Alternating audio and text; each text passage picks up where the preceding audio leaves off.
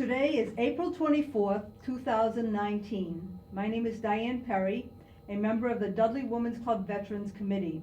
We are here at Nichols College in Dudley, Mass., interviewing Frank William Planky Jr. He's a U.S. Army Vietnam veteran from the years of 1965 to 1968. Welcome, Frank. Thank you for agreeing to tell us your story. I'm happy to do it. To get this interview started, let's start at the beginning. So, where and when were you born? Okay, I was born in Malden, Massachusetts on February 28th, 1945. Now, you should realize if I was born the next day, it would have been March 1st, not February 29th. Everybody asks me that. Did I just miss leap year? And I have to admit, nope, it was March 1st. I was born in a family, actually I was the second child born to my parents. My parents were working class, middle class people. My father worked at the General Electric for the entire time I was alive. He was alive, I should say. He worked at the General Electric in Lynn, Massachusetts. My mother and father worked in Pittsfield. They were both born in Western Massachusetts, and they worked together in Pittsfield at the General Electric there, and that's where they met. They married in 1942 and lived in Lynn, Massachusetts for a couple of years, and then moved to Malden before I was born. Gotcha. Do you have any brothers and sisters? Yes, I do. I have an older sister who's about 2 years older than me, and I have altogether 7 sisters and 1 brother. So we came from a large family. I was the second oldest, therefore I had a lot of responsibilities growing up. We didn't have a lot of money. We managed to get by, but it was difficult many times. When I was 5.5, we moved to Lynnfield, Massachusetts, which was much more rural at the time, and actually established a garden out in back of our house. It was a large garden, a vegetable and fruit garden. And we also started having chickens in order to supplement our food supply. With a large family and a small income, my family really needed the extra of the food. And my duties from the time I was 8 years old, in fact, was to take care of the garden in various ways. So I spent a lot of time doing that. Were any other of your family members in the military? No, actually, none of my siblings have been in the military. Fortunately, I think it's a good thing. My dad did enlist in the Army Air Corps at the beginning of World War II, but unfortunately he didn't pass the physical exams and washed out of the Army Air Corps. So he never really served. I see. So you were in the Army, and did you enlist or were you drafted? Let me give you a little background. I think it might be important. I was a fairly good student in school, probably in the top 10% of my class. I was also active in baseball. I played baseball. One of my fond memories in playing baseball, in fact, was participating in the 1961 Class C state championship team. I was on that team. I got up twice the entire year. I wasn't a very good ball player, and it was my junior year. I got up twice. I walked once and got a hit. So I actually batted 1,000 on the high school team. Lynnfield was a small community, very tight-knit community, mostly white, blue-collar workers with some salespeople and white-collar people. But it was a great place to grow up, and all of myself and my siblings all graduated from Lynnfield High School. I did well enough that I got a scholarship to Tufts University. I got a full scholarship to Tufts University, and I went off to the university when I was 17, never having been away from home for more than a few days. And I wasn't sure what I wanted to do when I grew up. When I went to college, I think most kids, in fact, when they go to college, don't really have a good idea what they want to do. One of the things I learned at Tufts University in the first semester was I wanted to be a chemistry professor. I was amazed by this chemistry professor I had. He explained chemistry, which is not a simple subject. He explained it in such a way that it really made sense. And I watched as 150 or 175 students in the class all were glued to what he was saying and just paying so much attention to try and understand what he was saying, that I decided right then that that's what I wanted to do as a career. Unfortunately, like a lot of other students going to school as a young age, I didn't last at Tufts but 3 semesters. I flunked out. I didn't concentrate. I didn't focus. Even though I had a goal, I really didn't focus on the work that had to be done. I think I've found myself free from tasks that I've had to do for the first 17 years of my life, and I let go, I think. No matter, I flunked out of Tufts. Okay. Lost my scholarship, and so I was out on my own, and I was still living at home, but I needed to get a job. So I looked around and I found a job in a chemical plant as a laborer making chemical precursors to polymers. And I worked at that job for for a year, actually. And I worked the several shifts. I worked 11 to 7, and then I was working 7 to 3. And one day in March of 1965, I flunked out of college in February of 64. In March of 65, I got home and I found that I had a letter from the Selective Service Administration. And I said, oh boy. Now, at this time, this is March of 1965, Vietnam was really becoming a big thing. They were sending about 10,000 troops a month over to Vietnam, and it was building up pretty rapidly.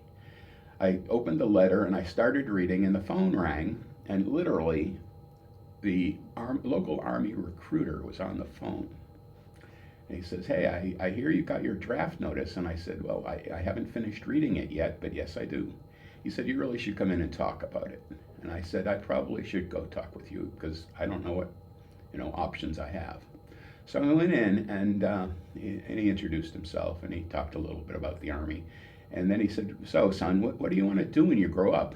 And I said, I want to be a chemist. He said, oh, really? Oh, okay. And he took out this book, big binder book, and he opened it up and he flipped through it. And he said, chemical lab specialist. This person works in a laboratory doing laboratory chemical analysis and using the tools and instruments associated. And he went on about what a chemical laboratory technician would do. And he says, now, does that sound like a chemist to you? Because I don't think he knew what a chemist really was. And I said, yes, actually it does. He said, that's great. If you enlist, it will, you'll be in for 3 years rather than 2. But we'll guarantee that we send you to chemical laboratory specialist school and teach you how to be a chemist in the Army. And, why you're not going to go off and fight in the jungle. Why would they have a chemist in Vietnam? I don't know why they'd have any chemists in Vietnam. So you probably wouldn't go to Vietnam. And I said, that sounds pretty good.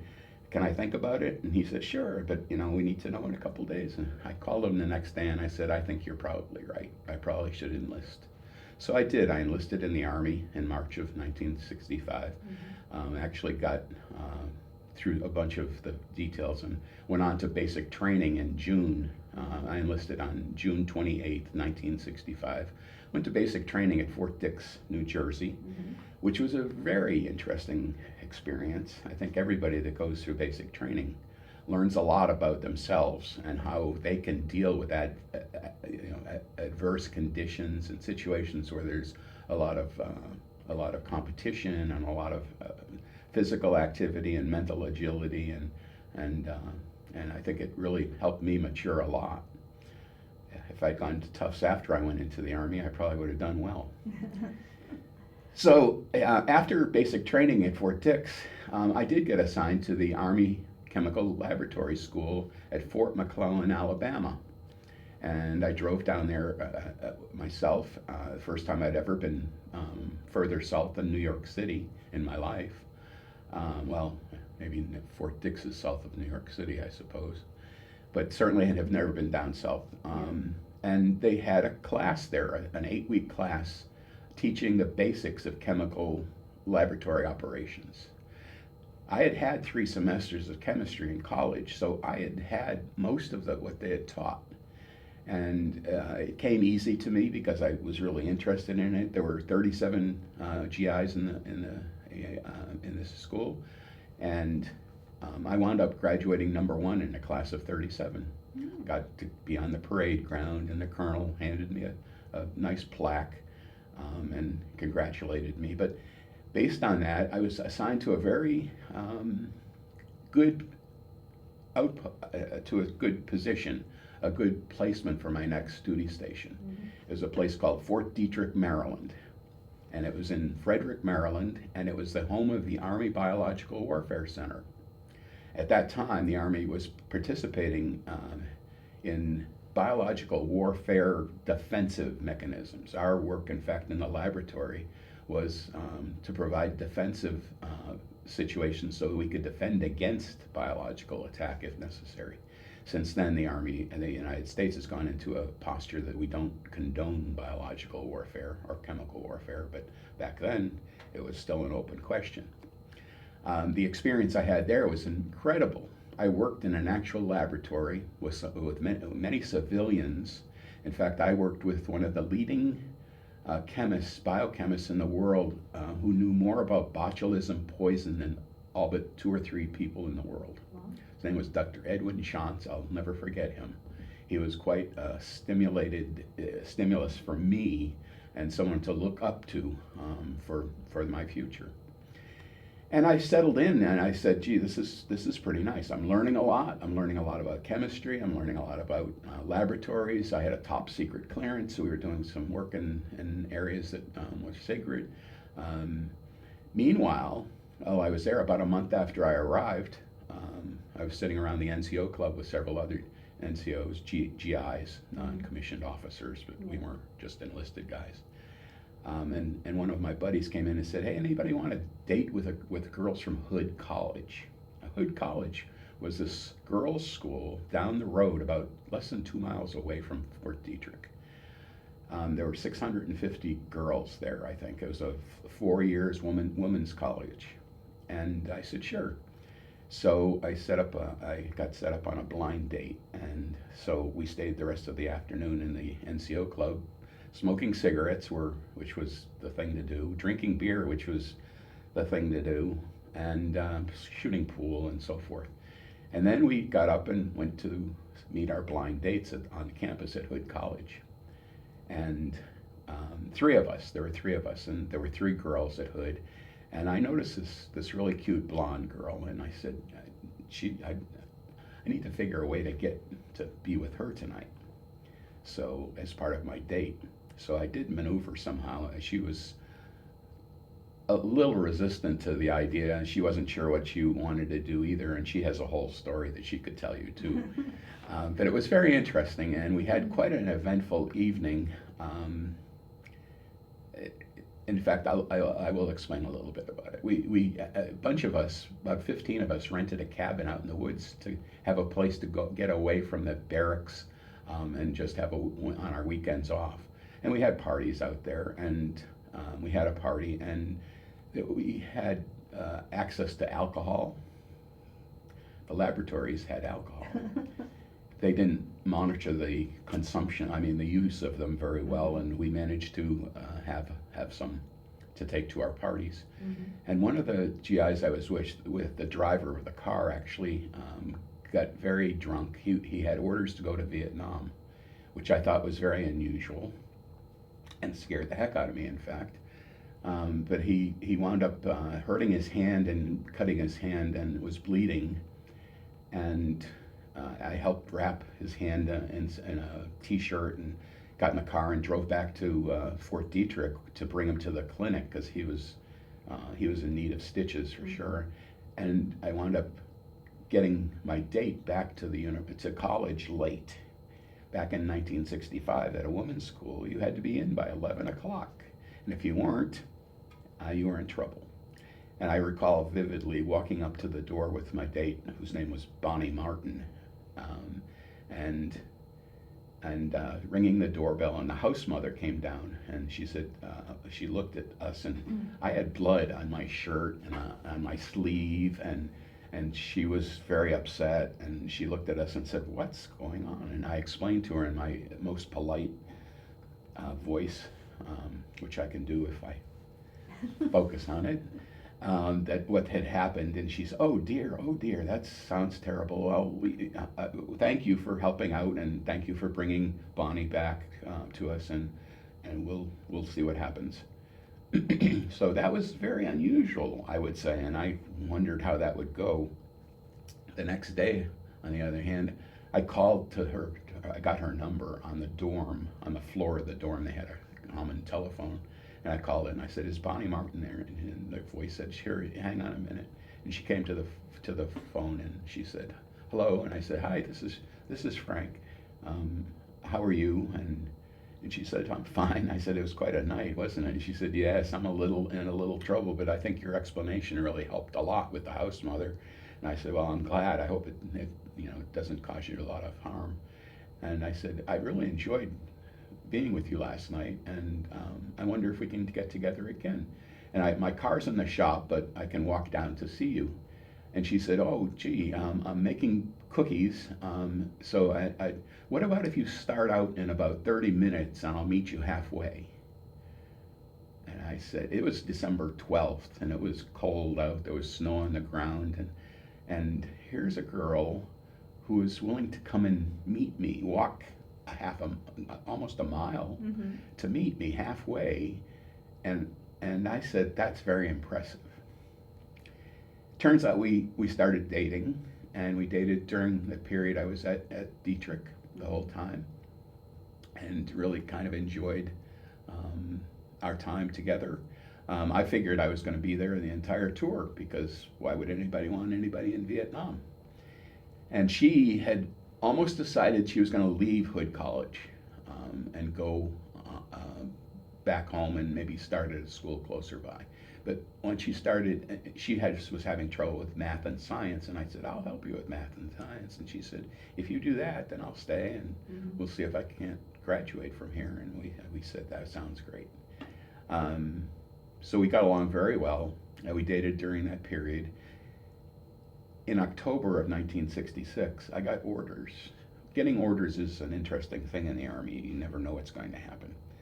These orders said you're in January, you're to report to the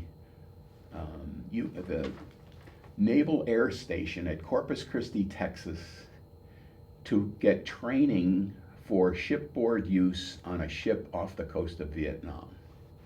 And I said, I went to my sergeant and said, well, what is this? What does this mean? And he said, I don't know what that means. And he said, I don't know, I'll look into it.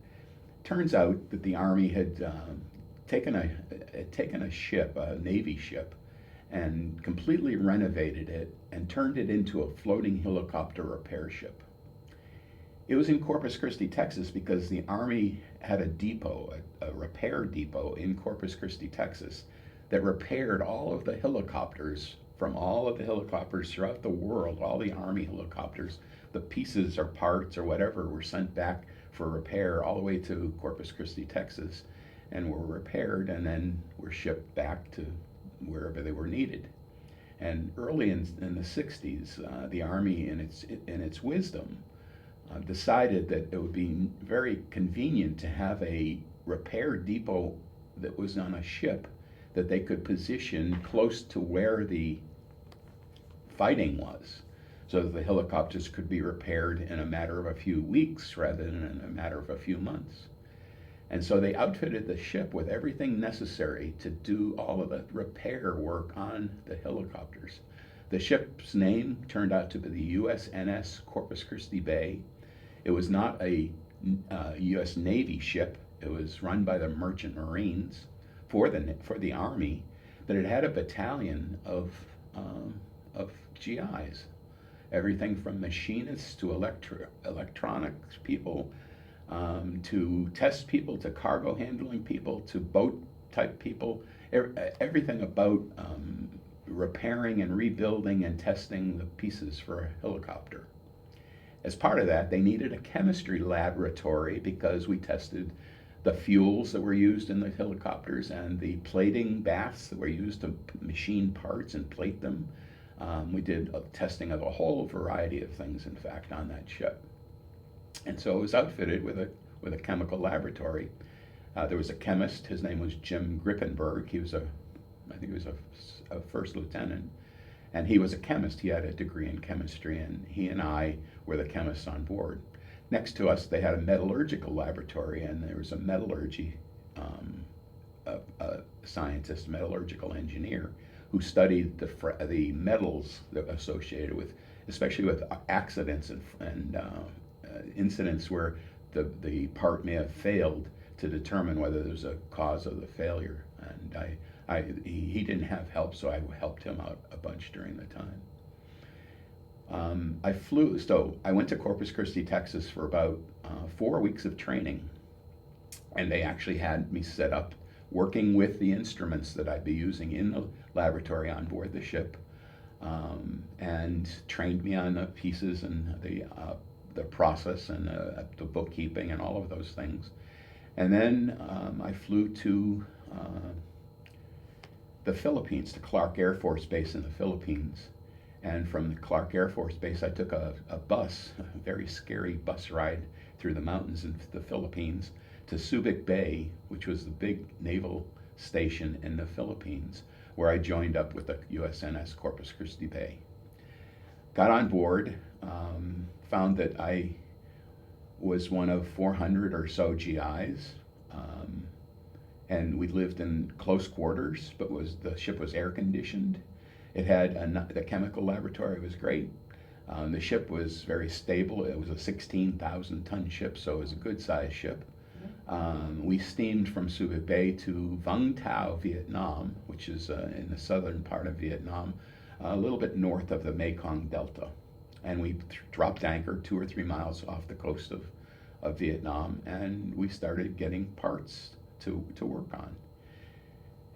And the ship was very unique, very unique opportunity, in fact, for working in the laboratory and helping the whole process of the war. Now, when I was in college, I never expected to be in the military at all. Back then in 61, 62, 63, there really wasn't much going on in Vietnam. But boy, this was eye-opening, and the discipline and the self-reliance and the ability to get along with people and to lead people and to help people was invaluable to my whole aspect of what I wanted to do when I grew up. We worked long hours, sometimes 10, 12 hours a day, 6.5 days a week. But we did have fun too. It turns out Vung Tau was the regional R&R, Rest and Recreation Center, for in-country GIs. If somebody got a 3-day pass up in the hills where they were fighting and got a chance to get away, a lot of times they would go to Vung Tau. Vung Tau was during the French occupation of Indochina. Vung Tau was a resort town. It was a gorgeous beach. And an old French architecture and French colonial architecture, and it was very safe. We all joked that and we're not sure if it was correct or not, but we said it was also the R&R for the VC, the Viet Cong. There was never, during the time I was there, almost a year spent in Vung Tau, there was never any fighting, there was never any violence. It was always a peaceful place. And it was a place to go and relax and enjoy the beach and the bars and the other attractions. There were a lot of neat things in history about Vung Tau. So I was there for a year, actually, and I never was in danger. You know, I wasn't sure what was going to happen. They said, you're going to go to Vietnam and be off the coast. When I got the orders, I didn't know what to expect at all. We had not a lot of military exercises. We had formation probably every day. We had a formation and just got news and any orders. We did stand guard every couple of weeks. I wound up staying up overnight and having a 4-hour guard shift where I carried an M14 around the deck and had a helmet liner on and just kept watch to make sure no suspicious boats came up to us. But we had never had any kind of violence at all. So it was very safe, and after a while I got used to the fact that this was going to be pretty straightforward. Did they expect it to be a pretty safe Yes. situation, you think? Yes, that's why they chose this area. It had a great port and Mm-hmm. a great facility for getting parts. Many of the parts came on a barge. If they were big parts, they came on a barge, and we had a crane that would go and lift the parts off the crane and put them into our bays where they would be worked on. It had a good port that way. It was also fairly safe. It also had an airfield right there, so they could fly things in and then transport them out to the ship and so forth. So they expected it to be safe, but there were Navy gunboats that they were scheduled to come and watch our boat also. Closest thing we came to fighting, there are two things. Every once in a while, a Navy ship would pull up about, I don't know, maybe a mile off of our port bow, and they'd sit there and anchor, and then they start firing shells, and the guns would go boom, and you could see the flashes and everything, and then you could watch over, they were firing into the Mekong Delta, and you could watch a couple seconds, maybe 30 seconds later, you'd see these in the distance kind of explosions on shore. And that was one thing we saw quite often. Other thing we saw was we used to have movies once or twice a week. We'd get a movie in on reels, big reels of movies, and we'd go up on the flight deck where they put up a canvas sheet as a screen, and they show movies. And while they were changing the movies, many times we'd go over and lean against the railing, and we could look out towards the Mekong Delta, and you could see the gunships out there, and you could see they fired tracer bullets. One every 5 or 12 bullets was a tracer bullet, and it would come out, it would be red, and you could actually see the line of tracer bullets going back and forth like this, just slow motion. And I often thought, boy, after the war, somebody should go mine those beaches. They could pick up so much lead, it'd be crazy, because they just fired thousands and thousands of rounds into the Mekong Delta. So it was very safe until it wasn't. I was scheduled to come back to the States on I believe the 4th of February 1968, or the 5th of February 1968. And so as the time grew near, we all had an idea. When we only had 30 days left, we declared ourselves short timers. So I'm short, I'm going home in 30 days. I got to be short, I'm going home tomorrow. That's a good thing. Wow. So I packed my duffel bag, and I got all my stuff in my duffel bag, and I'm packing it up, and the sergeant comes in and he says, "Forget it, Planky, you're not going tomorrow." I said, "What do you mean, Sarge? I'm short, man. I'm out of here tomorrow." And he said, "No, you're not." And I said, "What do you mean? What's going on?" He said, "Well, I'm having a little trouble. The VC started up this big offensive down in the area around Saigon. Turns out it was the Tet Offensive, started around February 2nd or 3rd, and here it was the 5th, and they had made a lot of inroads, and they really were putting pressure on the American forces down in that area."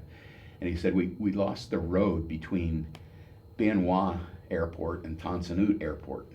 Bien Hoa was the place where you'd fly into. I was going to get on a chopper the next day, fly into Bien Hoa, stay overnight, and then get on a truck and go to Tan Son Nhut Airport and get on a plane and fly home to California, actually through Hawaii.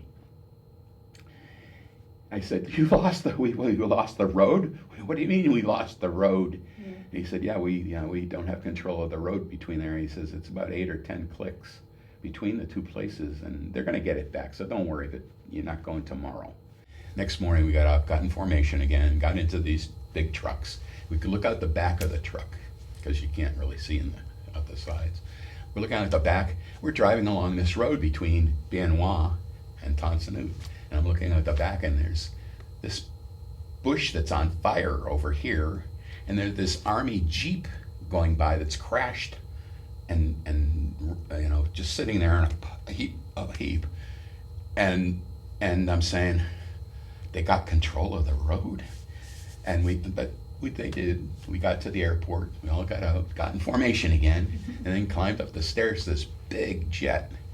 And after we got to 5,000 feet, everybody went. The place cheered. The place went nuts, saying we're finally far enough away, and I finally relaxed. I think so. The last day I was in there, the day I was supposed to be home, was the most scary day of my entire career in Vietnam. Got home, saw my family, went and saw Bonnie at school. She was still at school. We talked about a wedding. This was in February. We talked about a wedding and our future together, and then I was assigned to another interesting place. It was called Dugway Proving Grounds in Tooele, Utah. Dugway Proving Grounds, another interesting place. Mm-hmm. The Army used this place to test a lot of different kinds of biological or chemical warfare. And I was assigned in a laboratory. We were doing some things with chicken eggs, actually, and I'm not even sure what it all was. However, I got there at the end of February, 1968, and in March, I actually flew back home. I had some leave time, so I flew back home to talk with Bonnie some more and plan the wedding. And while I was gone, there was a big thing in the newspapers about sheep dying in Utah. And if you check it out, in March of 1968, the Utah sheep herders, the sheep owners, were complaining that there were sheep dying by the hundreds. And it was near where Dugway Proving Grounds was, and they wondered what was going on. And the Army said, "Oh, it's not us, we didn't do anything." Yeah, well, a few months later, we found out they did. The sheep were dying from nerve agent. Somewhere, the Army got the Air Force to test a dispersion device, or the Air Force got Dugway to test the dispersion device they were planning to use to spray nerve agent if they ever needed to. And somehow it got off track, and it wound up going to where the sheep were, and it got into the snow and came down, and I guess the sheep ate the snow, and they wound up having all the symptoms and death, including death from nerve agent, and thousands of sheep were killed. When I got back from my leave, I was assigned to help clean up this mess. A bunch of us GIs. There weren't a lot of GIs there. There were maybe 200 or so. So we went out in jeeps. 4 of us went out on jeeps. They wanted to get blood samples from the sheep to try and test for this stuff. So we were outfitted in all the anti-agent equipment. It was winter time. The sheep were all very furry because they had their fur winter coats on, and we needed to get the sheep and take a blood sample from their jugular vein. We're using these vacutainer tubes. So there were 2 guys holding the sheep up, and 1 guy holding the sheep's neck back, and 1 guy sticking him until he found the vein, and then fill up the vacutainer with blood. And meanwhile, there were bulldozers out there just digging big trenches and pushing bodies into the trenches. Not what I needed to do either. But fortunately, it was only a month or 2 of that kind of thing, and then it was pretty much I was pretty much done, and I got out of the Army, signed out on June 27th, 1968.